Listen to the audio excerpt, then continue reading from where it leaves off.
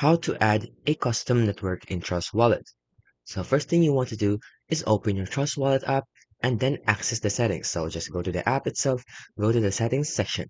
And then next thing you want to do is navigate to the network settings. Now within the settings, you can find and select the network option. Then click on the Add Custom Network button. And then enter the network details, like for example, your network name, network symbol, RPC URL, chain ID, and your Block Explorer URL, and then save the network. So once you've entered all the details, you can tap Save to add the custom network. Now, here's some important notes and considerations. The accuracy of details. So ensure that the network details you enter are accurate, and especially the RPC URL, because if you don't type the correct URL, it might lead into an accident and you will withdraw in some wrong wallet. Now, you need to use also a trusted RPC node. So only add RPC URLs from trusted sources to ensure security.